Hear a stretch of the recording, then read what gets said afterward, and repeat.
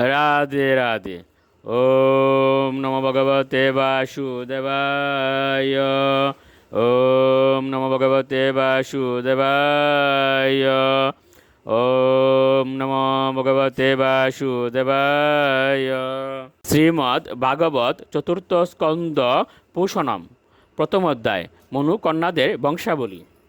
শ্লোক 6। তাম কাম আনাম ভগবানু বাহ ইউজুষাম্পতীয় তুষ্টায়াম তুষম আপন্ন অজনয় দ্বাদশাত্মজান।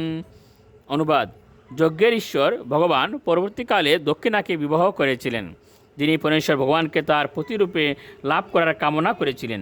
ভগবান তার সেই পত্নীর প্রতি অত্যন্ত প্রসন্ন হয়ে 12টি পুত্র লাভ করেছিলেন।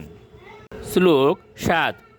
তুষ প্রতুষ সন্তোষু ভদ্র শান্তিরস্পতীয় ইদ্ম কবির বিভূষণ্য সুদেব রুচন দিশট।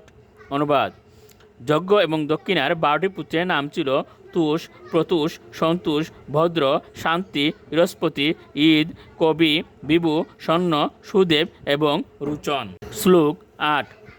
তুষিতা নাম তে দেবা আসন সায়ম্ভুবান্তরে মরিচি মিশ্রা ঋষয় যজ্ঞ সুর গণেশ্বর।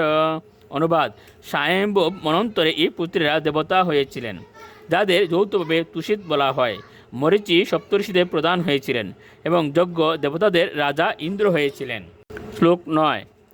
প্রিয়ব্রত উত্তানপাদ মনুপুত্র মহোযশৌ তৎপুত্র পৌত্র নপ্তৃণাম অনুবৃত্তম তদন্তরম। অনুবাদ: স্বয়ম্ভুব মনুর 2 পুত্র প্রিয়ব্রত এবং উত্তানপাদ অত্যন্ত শক্তিশালী রাজা হয়েছিলেন এবং তাদের পুত্র ও পৌত্ররা সমগ্র ত্রিভুবন জুড়ে বিস্তার লাভ করেছিল। শ্লোক 10।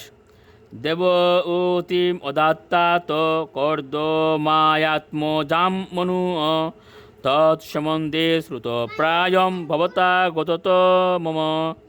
অনুবাদ: হে বৎস, স্বয়ম্ভুব মনু তার অত্যন্ত প্রিয় কন্যা দেবতীকে কর্দম মুনির কাছে সম্প্রদান করেছিলেন।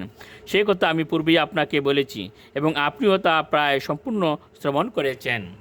রাধে রাধে।